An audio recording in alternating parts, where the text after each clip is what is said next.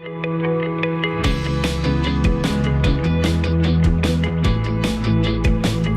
and welcome to Pastor's Perspective. I'm your host, Brian Perez, and we are here live on this Tuesday afternoon, ready to answer the questions you have about the Bible, the Christian faith, just about anything that's on your mind. 888-564-6173 is our number, so grab an open line while there's still time. If you, the sooner you call in, the better of a chance you'll get on and get your question answered by either Pastor Brian Broderson of Calvary Chapel, Costa Mesa, or Dr. Bobby Conway from Image Church in Charlotte, North Carolina. Bobby's joining us online. Brian's here in the studio with me, and Brian's got some exciting news to share. Not that Bobby doesn't, but Brian. Well, yes, very exciting news. I have become a grandfather again, and we are so delighted that little Lila Catherine Louise has come into the world on 5/25/2025. Whoa. Yes. That's cool. Yeah. You know what's crazy? Her brother is 2/20/2020. Whoa. Isn't that wild? I mean, that's called something. Cheryl knows what it's called, but, it's just like this. It's like a palindrome, sort of. Yeah. Well, the 5/25/25 is definitely one. Yeah. 2/20/20 might be also. I don't know. Yeah, no, it is. Wow. 2/20/20, yeah. How cool. Isn't that wild? Totally. Yeah, so anyway, yes, we have, of course, I was traveling, and I kept getting these little messages from my wife saying, I think it's going to be today. I think she's in labor. And then, of course, she wasn't. And so the baby waited for Grandpa to be home. Aww. And then she decided, okay, it's time to make her debut in the world. So, yeah, so we're super excited, very thankful. God's good, and it's all great. And now I have 2 granddaughters and 5 grandsons. So, yeah, we're the girls are catching up. Yeah. Yep. So, well, congrats. That's huge. Yes, Grandpa. I know I've been seeing some pictures of you walking around with the twins. Yes, I know. It's been fun. We got back from our trip, and then they were here at the house, so they're downstairs right now. I've been down there tickling the heck out of them and that's great. Doing what grandpas do, right? So is Haley there now? Is she living in the area? She lives about 5 to 6 hours away in Virginia Beach. Oh, okay, yeah. They just kind of came down for a week or so, and so we're getting some good hang time with them right now, which is amazing. Cool. This is the first time I've seen you since I left, right? I saw you. I think you're right. Yeah. Yeah, because Bobby was out of town last week. Yeah, you were out of town last week. You came in for one day. Yeah, I came in for 2 days, Wednesday and Thursday. Oh, right. And then Friday, I had this little thing called an anniversary, so I had to, take a break. We had the most interesting, 45 years is a pretty substantial anniversary, right? Yes. You're like, yeah, come on, give me something. You know what we did? We went to Trader Joe's. I mean, it was amazing. It was because that's what couples do on their 45th anniversary, right? Dark chocolate peanut butter cups. No, we didn't. No, we did. It was all like vegetables and stuff. No, so it was. Yeah, I mean, it was a sweet day. We went on a great walk together, and Cheryl had this place she wanted me to go walk with her, and we got there, and it was all blocked because there had been a landslide, and so we had to come up with a different route. But we persevered, and we actually clocked 8.5 miles, and then we went to Trader Joe's, and we came home, and we just had a very humble meal, and that was it. I mean, 45 years, and that's what you do. So. Well, that's huge. So like we went on a cruise for a week. I got it for Heather's 50th a year ago, but we weren't able to have it because the wedding for Dawson and Brooke. So I got myself down to my goal weight of 185, and I gained 15 pounds in 1 week. I was absolutely in feast mode. So I'm now sitting at 200 and gotta scale that back. But I'm talking the Ocean View Cafe at 11 o'clock. I was doing 6 meals and I walked over 30 miles that week, worked out 3 times and still gained 15 pounds in 1 week. Imagine if you hadn't walked or worked out. Here's a crazy thing because I don't know about you guys, but on my Instagram, every other post on my Instagram, one is the chair yoga for older guys who can get it in shape in 3 weeks, and then the other one is walking. And everybody's like, I walked for 3 weeks and I lost 20 pounds. It's like I walk 30 miles a week and I gain weight. I don't lose a single ounce. It's just absurd. So I don't. Okay, but the key though is you've got to build a relationship with Chat GPT, explain your burden, and say I need to know what kind of calories, what kind of food can I take in, and say I have a goal to lose this many. So I did that before this summer. I was like, I'd like to in this much time lose this much weight, and it puts you in a calorie deficit, and it works. Okay, well, I want to lose 20 pounds by next week. So what do you think? What's it going to tell me? Well, I think you could start a fast, and you'll be about 15 pounds of the 20 by next week. Yes, right. Speaking of Chat GPT, now I have this friend who is very, he has a very close relationship with Chat GPT.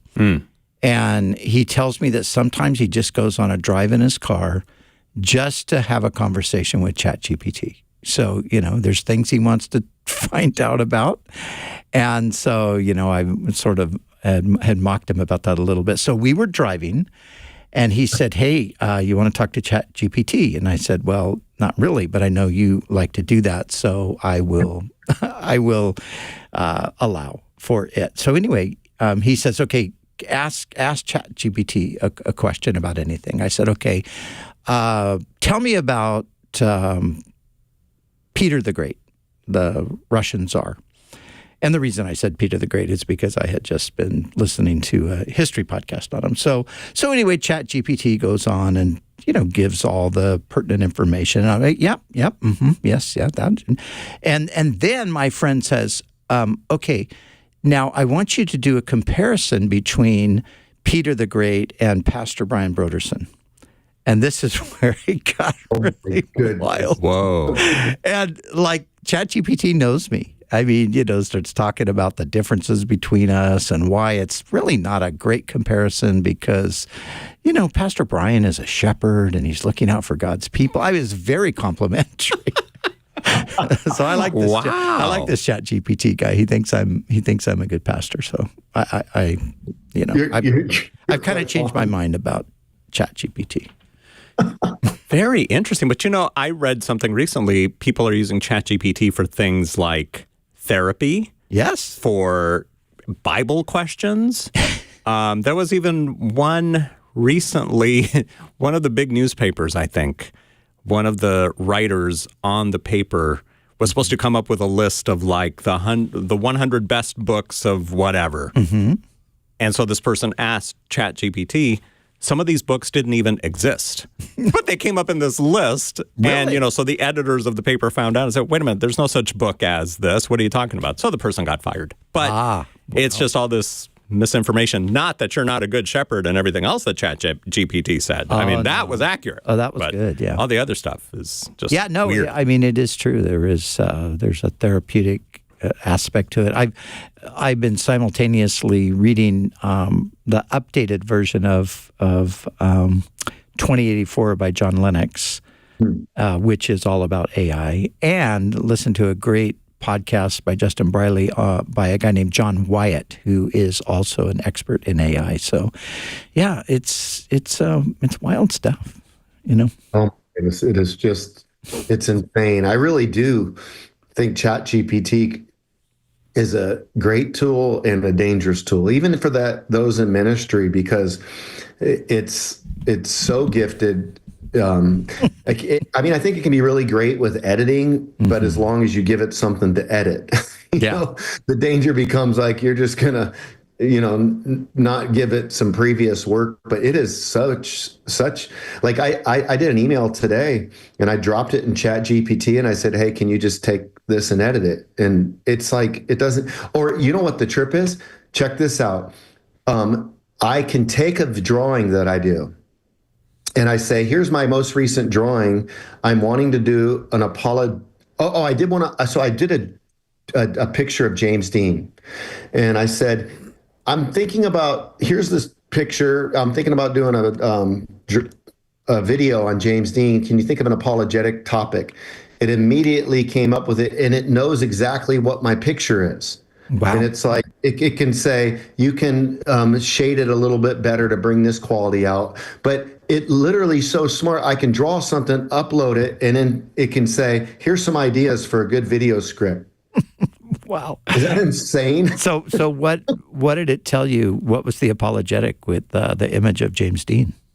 I think if I remember correctly, it gave like 3 or 4, but one of them was like just the dangers of living reckless and realizing that, you know what, we teach us to number our days. We don't know how many days we have. And so, if you live reckless, you can die young.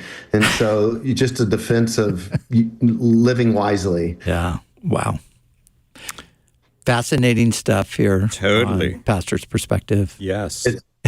Amazing. Yeah. And you're almost up to 500 subscribers on the Graphite Apologist. So let's get that up to 500 today. Why not? That would be great. Come on now. We need, what do we need? 13 of you? Well, 13 would be even better because then we'd be over 500. But really quick, I found that article. It was in the Chicago Sun-Times. The Chicago Sun-Times fired a writer who used AI to create a summer reading list riddled with fake books. Amazing. A summer reading list with fake books. Yes. And somebody gets it and goes, yeah, I read this. It was pretty fascinating. Yeah. Wasn't even a book. So the interesting thing is like thinking through all the ethics on that, because I do see it being a very helpful editor, like especially if you're sending out a church email or something, or there's editorial help that I think can certainly be there. But I do think we're going to have to think through the ethics of what it looks like to leverage it, to not, when to disclosure using it. Like I have no problem saying, give me some ideas for how to make an apologetic angle on Bob Marley. Because if I did it, like, it won't waste a thing. You can draw anything and it'll be like, well, you can take this angle. It's great.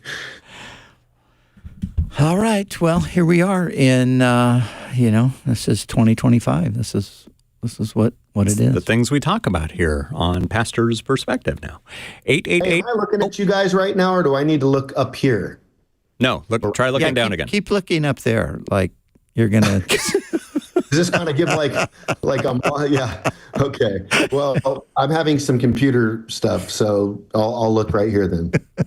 If you look up there, people are gonna think you're, like the rapture's about to take place or something.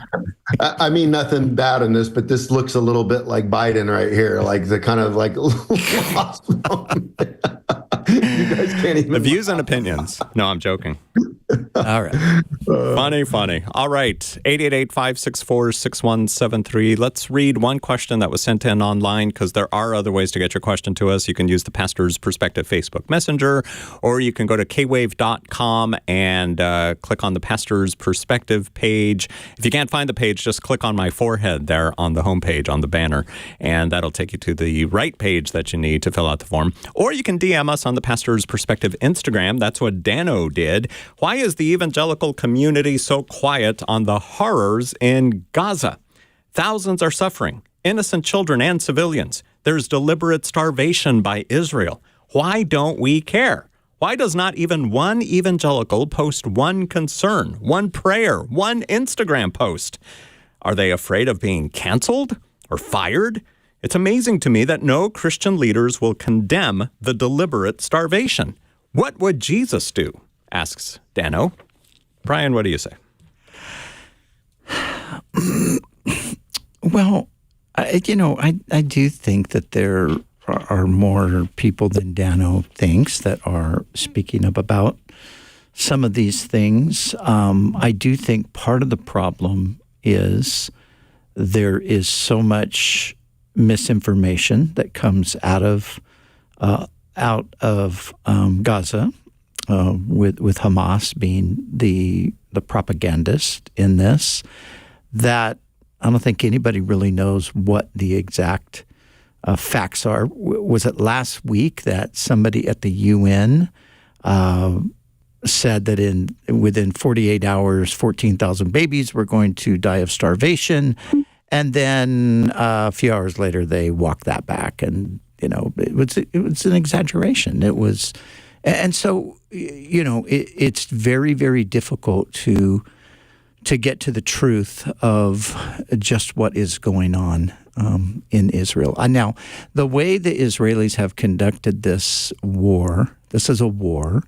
The idea that they're intentionally starving people, I just don't believe it. I think it's propaganda. So there's a ton of Islamist propaganda that's just, it's circled the globe, and it's everywhere. I mean, you look at major universities, major cities, protest, and all of this is going on, and I just wonder, like, okay, there have been so many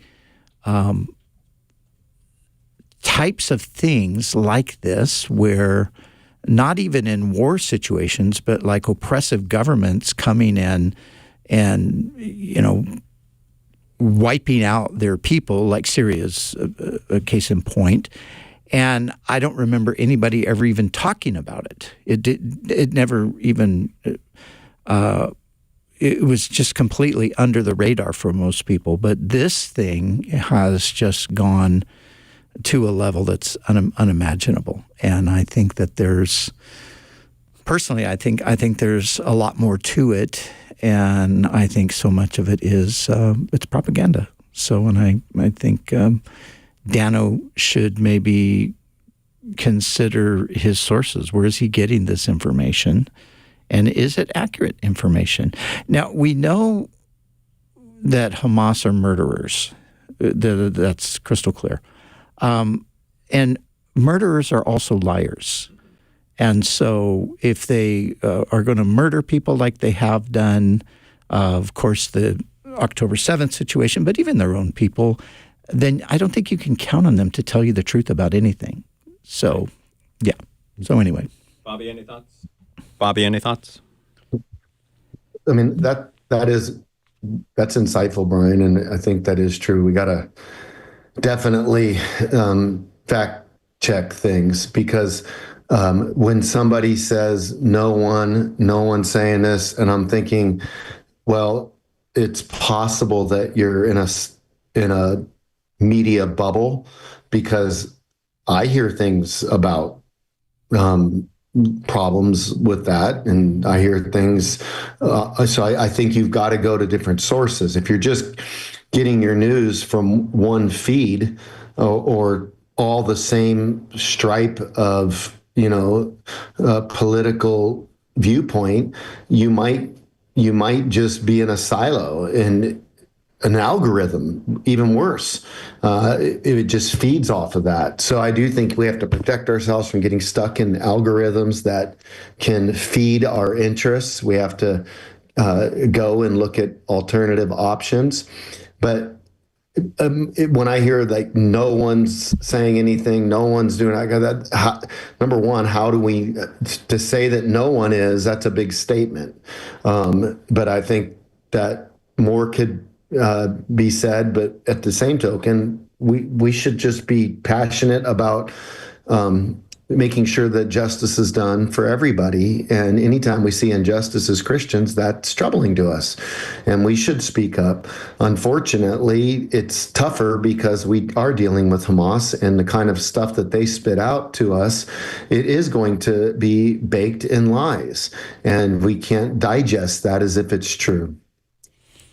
I just saw, I think it was yesterday, a video clip of Palestinians in Gaza just protesting against Hamas. And, of course, they haven't done that much because it's risky to do that. And but yet, and does that, because of the things that I'm saying, does that mean that I think that everything that Israel has done or is doing in this war is a perfectly just and righteous execution?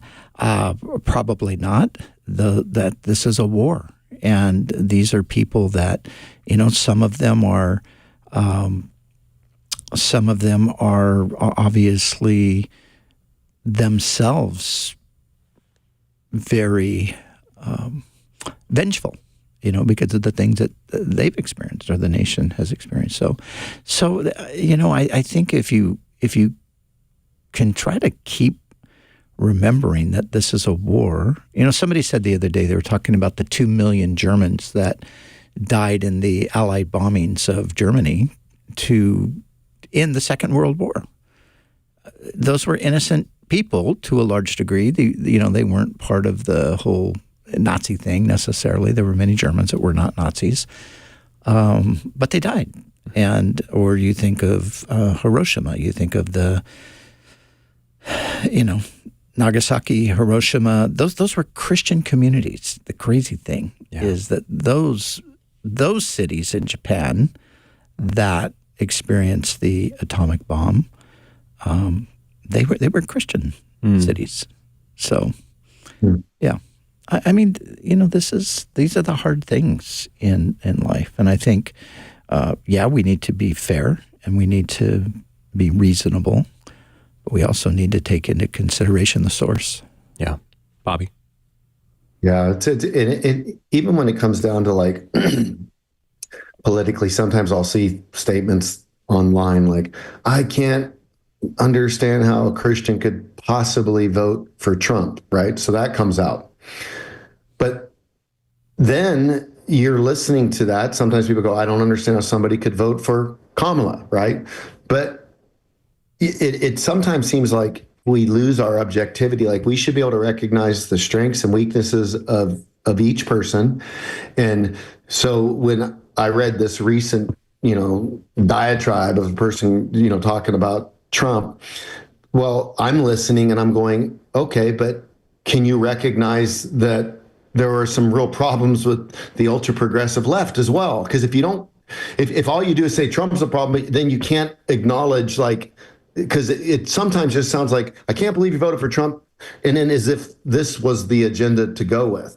And I think we all will sound more objective about everything if we can say, you know what, Trump has these issues, A, B, C, and D, and this was my issues with the progressive left. Here's why I'm thinking this way, or here's my problems with the Israeli, Palestinian war that's going on. So sometimes people just see everything strong in one group, Israel, and everything bad about another group, or everything strong about one politician, everything weak about another.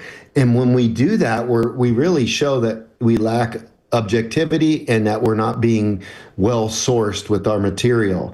And because that's what these political channels do, we have to be aware of it. If you go on Fox or CNN, I mean, they're basically on opposite narratives, and they're just casting those narratives. And if you go over and they're saying something positive, you can flip over and they're going to be hitting it negative on this person.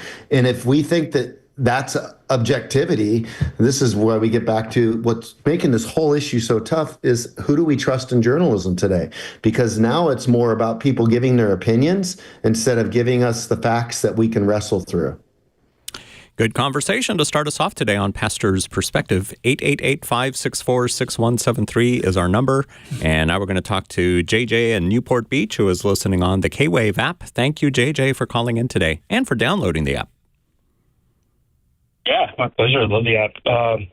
My question today was, well, I'll give a little bit of context why I asked it after, but I was wondering, was it necessary for Adam and Eve to fall to experience God's grace? And the reason I ask is because I thought of that question when I was thinking about how some of us, for me, coming to Christ at the lowest point in my life, was that also necessary for me to come to Christ? So there's my question. Thank you. Okay. Brian? Well, in some ways, I mean, you could say that Adam and Eve could have experienced the goodness of God had they not fallen. They were experiencing the goodness of God for a season. We don't know how long it was. But when you're talking about the grace of God, and it depends on how you're speaking of it, but when you're speaking of grace over against the backdrop of sin, then of course grace is magnified through sin because grace forgives sin. So if you don't have sin, then you're not going to have at least the level of the experience of grace that you would have otherwise. So does God obviously allows sin to enter into the world, and through sin, he's going to let us know things about himself that we maybe in time we would have known and understood just simply by instruction or by living with God and seeing him up close and personal. But I think sin and then the grace that came, sin abounded, grace abounded much more, has given us an insight to God that we wouldn't have otherwise. What do you think, Bobby? Yeah, I 100% agree. I think the concept of grace is something that, wouldn't be needed. Like, for example, the angels can see the grace given to us and marvel. There is this sense where if you were always in a state of perfection, you could experience God's goodness, but grace is a type of God's goodness that is dispensed when it's not deserved and when somebody is morally fallen, and God's goodness covers even that. And so you're still, like you said, experiencing the goodness of God, which we would call his omnibenevolence, but the grace kicks in a morally imperfect world. And that is, there are a number of things that we wouldn't know about God absent of the fall. We wouldn't know that we were loved unconditionally, so we wouldn't really grasp agape love in a world where we always met the conditions. But we know that God loves us unconditionally when we've broken those conditions. We wouldn't know that God is forgiving if we never, had a cause for forgiveness. We wouldn't know that he's gracious and merciful. So those are certain qualities of God that come at a high cost. But it's as if when we reveal what's worse about us, transgression, sin, God says, okay, I've got these attributes that can step up to meet you in your lowest space where you blow it. And it's called agape love, forgiveness, grace, and mercy. 4 attributes that we wouldn't know in an experiential way unless we just would have heard, oh, God has this capacity to do this. But in an experiential way, we wouldn't know it. Yeah, but I think the second question, though, is the answer is a little bit different. So would you need to go to a certain depth of sin in order to experience a greater experience with God's grace? Mm-hmm. And I don't think that necessarily is the case. So right. I think there are people who have never gone experientially to the depths of sin, but yet recognize that they are sinners, even though they've never done the things that some people have done. Yeah. But they are well aware of the fact that they are sinners. And of course, they praise God for his glorious grace in relation to their understanding. So no, you don't have to go to the depth. Yeah, I think of Cheryl. She said, that from the time she was a little kid, she became a believer and has walked with the Lord since then. Exactly. But then there's other people who got to go through all the muck and the mire and everything else. But she thoroughly understands and appreciates the grace of God. For sure. JJ, thanks for your call. More of your questions coming up on Pastor's Perspective.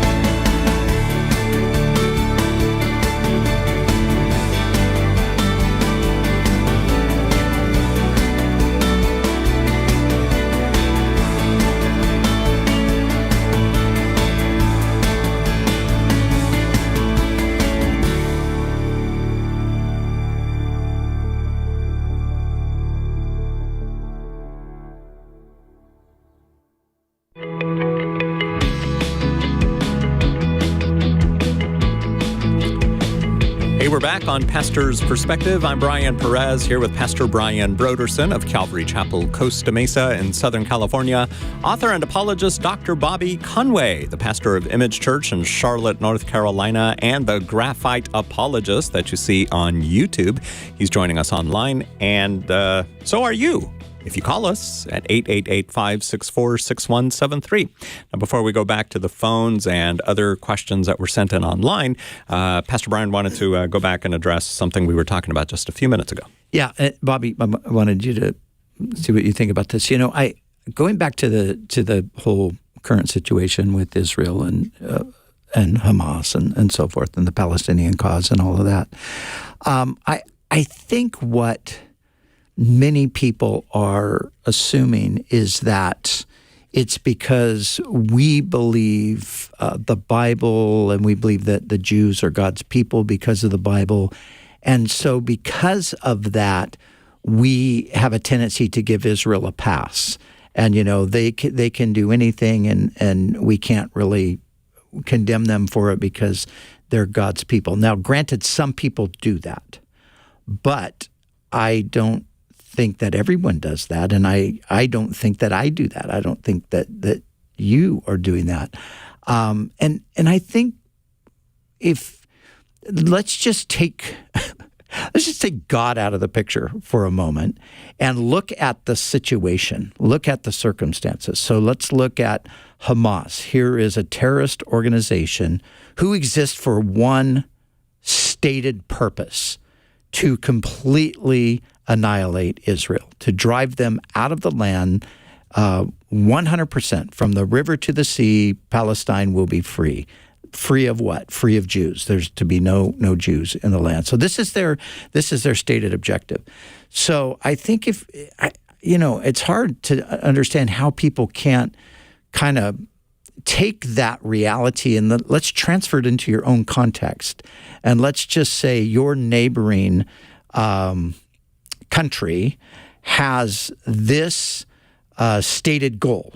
we are going to obliterate you. We are going to wipe you off the face of the earth. We're going to sneak across your border as often as we can, and we're going to murder as many people as we can. And when we're not doing that, we're going to send rockets your way endlessly, day after day, year after year. And this is just what it is, and you have to now live with that. So do you live with that, or do you exercise your sovereign right to say, no, we're not going to let that happen. We're going to stop that. That's what's happening in Israel. And it's like, I think if you could just put yourself in their position, what would you do? How, people are, of course, the ceasefire thing. I saw the new Pope, he's calling for a ceasefire right now. Well, the ceasefire means that Hamas stays in power. And if Hamas stays in power, nothing changes. It just remains exactly as it has been. And, maybe there's a temporary reprieve where the intensity of the attack would not be the same. But given enough time, rearmament, all of that sort of stuff is going to happen, and then you're going to just repeat the cycle over and over again. So I just wanted to come back and say, there is the biblical aspect of Israel and all of that, but that I don't think that I know people who aren't Christians who are not basing their perspectives on Israel because of what the Bible says, but because of just the reality on the ground. This is what it is. Douglas Murray, his book, his new book, Democracies and Death Cults. Douglas Murray is not writing from a Christian or a biblical standpoint. He's writing from the standpoint of this is civilization versus radical barbarism. That's what we're dealing with here. Yeah, I concur. I mean, I read Murray's new book, thought it was great. And I do think that is a nice picture that you painted.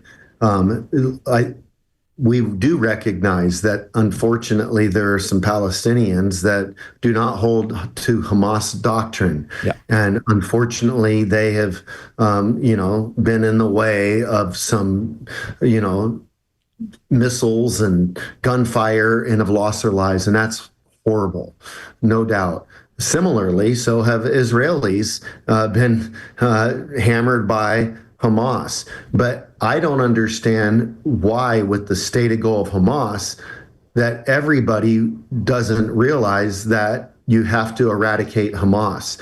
And the other danger is when we don't understand the power of a worldview. This is where maybe a politician or a business person, they can start coming up with these plans that they think are going to be utilitarian, but they won't work, unfortunately, because you're dealing with an ideology of radical Islam, and you're dealing with people's convictions, albeit wrongly and misguided and not grounded in biblical truth. This is something that they have been bred to believe, and it's a worldview that they have. And in order to change this, we have to be able to get, the kind of negotiations and everything, you're talking about like apologetic evangelism on the ground where you need a revival that changes that whole broken worldview. That's the best that we could hope for, because apart from that worldview changing, you can get a response like where there's a ceasefire, but as you said, the mission will never stop until they keep trying to achieve their goal.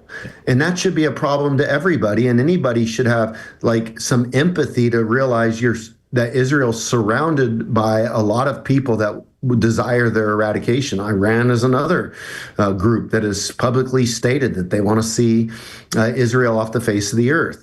So there's a reason why Israel has the military that they have and why everybody has to go in. And that also requires some compassion on our behalf, not at the expense of realizing that they're not ever wrong or they don't execute rightly. But I do think Hamas is clearly more broken. Like Israel's not saying they want to, Israel's not even trying to their goal's never been to wipe out Hamas. They're forced into wiping out Hamas. All they've said is just back off. But what do you do with what would you do, at least to your point, Brian, if someone said they're going to come in and just take out your family? You just going to lie there defenseless? I mean, you've got to protect. Yep. So anyway, I just thought that those are good points. I mean, obviously this stuff is being talked about everywhere and all over the place today.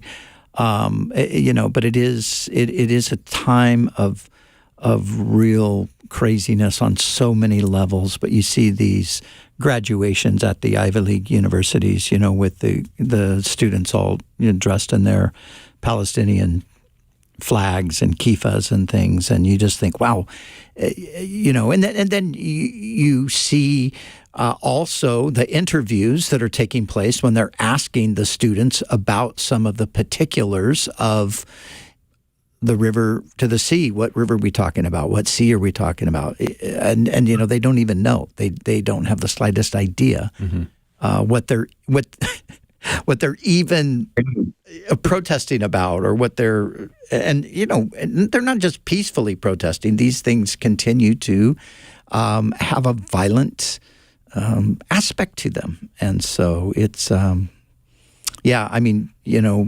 praying and just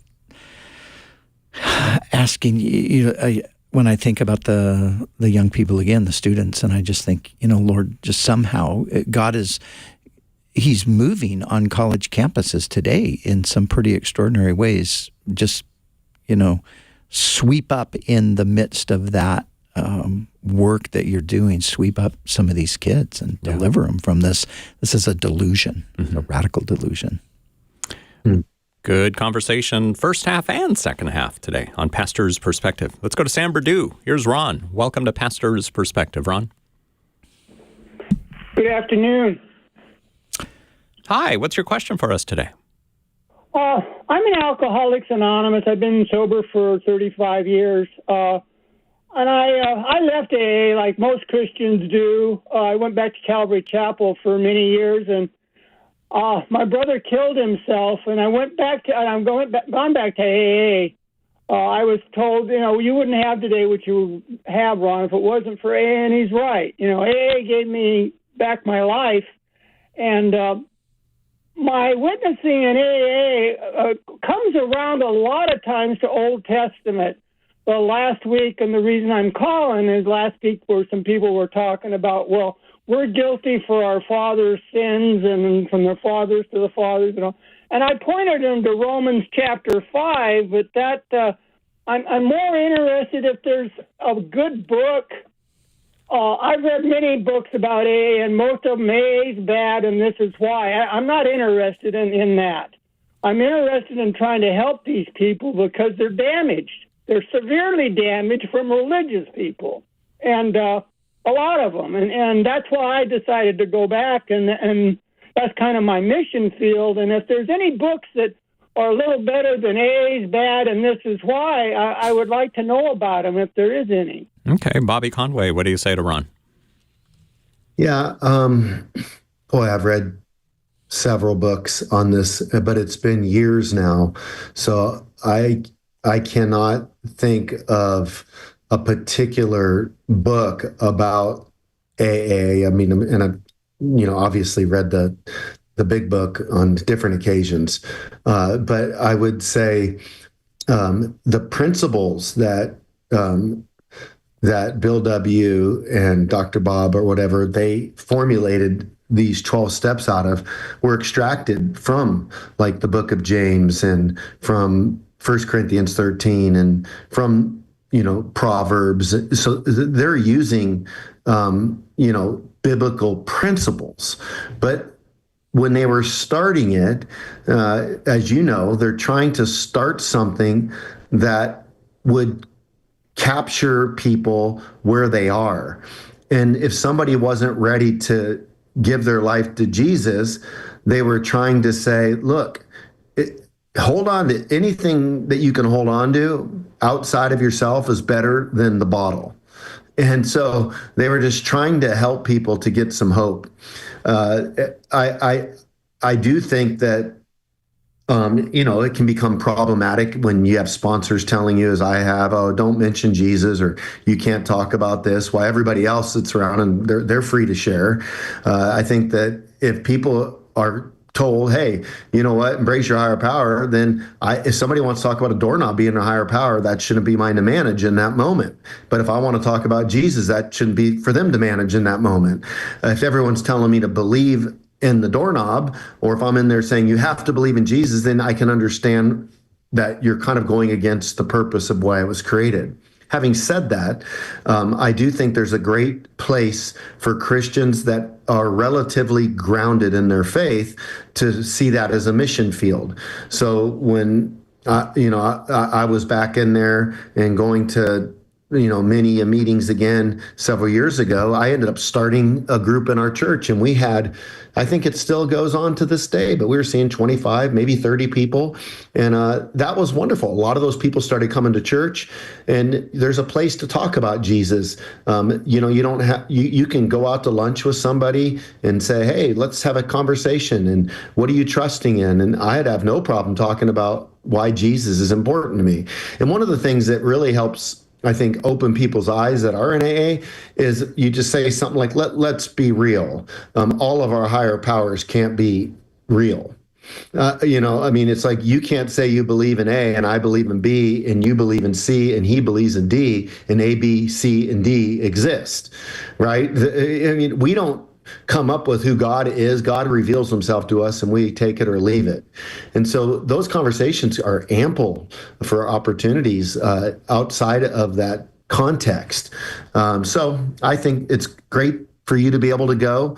But I do think that sometimes if someone's early and they don't have a good doctrinal handle, then they can get sucked in and almost become like these universalists. It just doesn't really matter what you believe. And that is a danger that I think you have to say that people could be open to in AA. We've mentioned Celebrate Recovery before here on Pastor's Perspective, and I looked on their website and they redirected to this site here that I'm looking at. Are you familiar with any of these books, like Life's Healing Choices, The Road to Freedom, Your First Step to Celebrate Recovery? Any of those, Bobby? Yeah.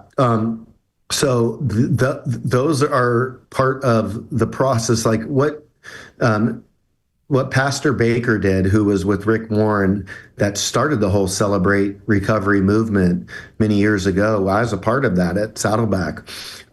He ended up creating, I think there's 8 steps out of the 12 steps, and there's those booklets, I think, that you're looking at. I can't see the screen, but those booklets then are what you go through, and it's Christ-centered recovery. And I think that that's really great. But what do you? So for the people who say, "Oh, there shouldn't be AA," well, then I would kind of think, okay, but I get that Celebrate Recovery is better. I believe it is. But what if someone won't go to Celebrate Recovery because they've had bad church experience? But then you go, okay, well, I'm thankful that there's AA, but then you go, well, Christians shouldn't go. But then I go, but if Christians don't go, who's going to evangelize them over to Celebrate Recovery? And so it really becomes a mission field if you just look at it that way.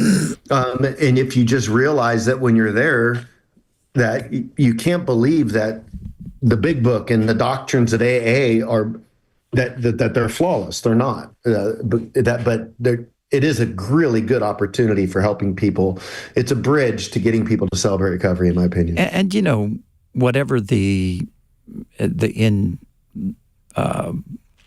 objective with the founders, whether they just wanted to help people get sober or if they were open to people coming to faith. I mean, there's I read stuff years ago where there are plenty of people that I think give these guys more credit than is due to them from the standpoint of, they're just, these are Christian guys just, basically just wanting to help people with the gospel, to the other extreme of, oh my gosh, these guys were inspired by the devil to write this book, the big book, and this is an alternative religion and all of that.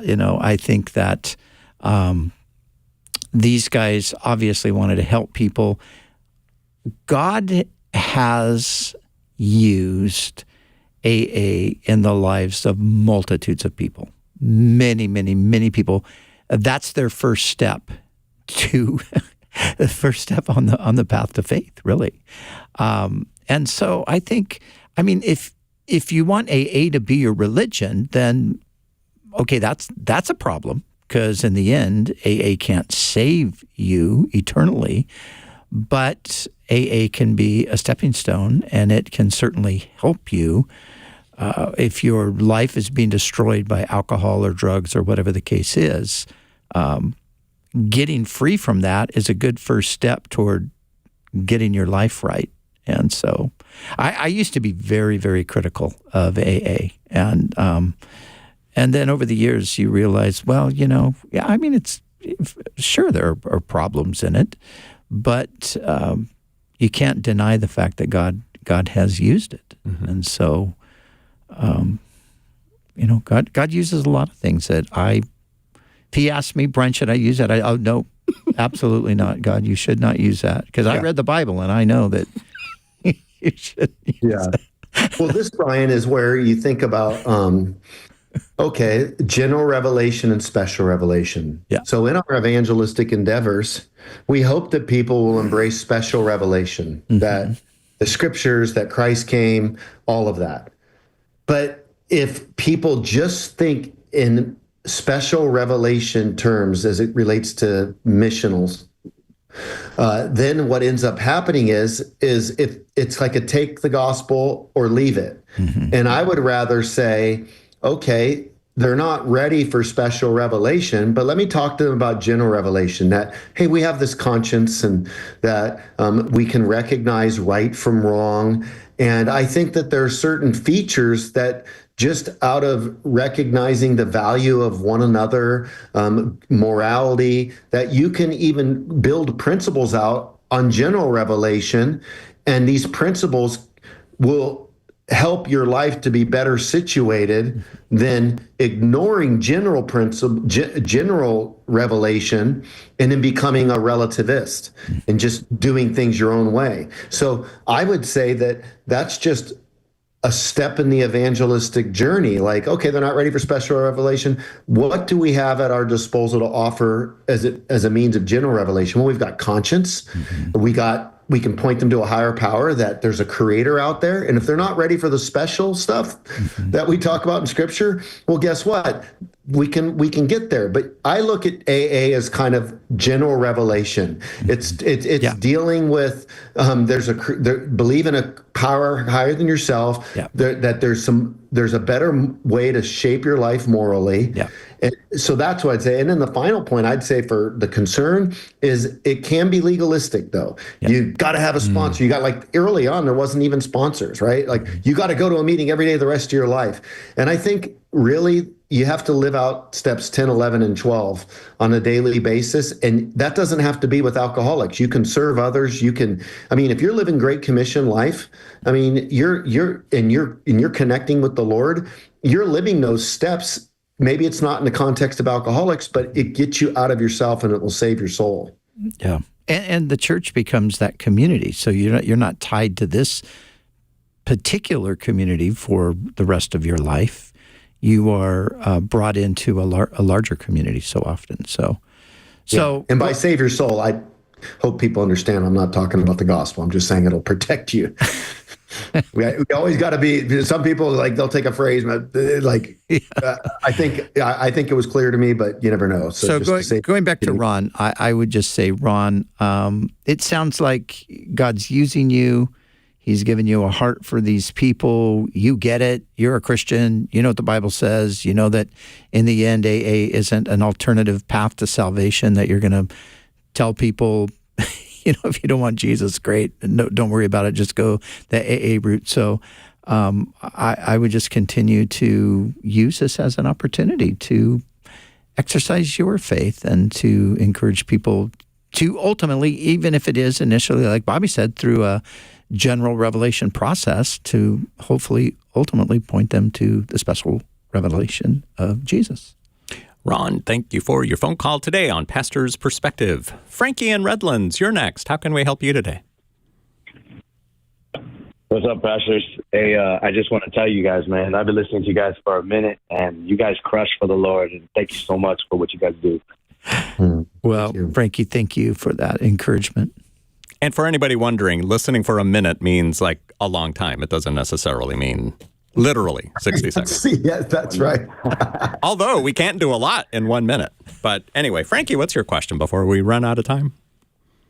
I've been very blessed lately, and I just want to, it's hard for me to accept a lot of these blessings. I feel like I'm unworthy of them. I just wanted to see if, maybe you got some good scriptures for me to read. What does the Lord say about accepting blessings from Him? What kind of blessings?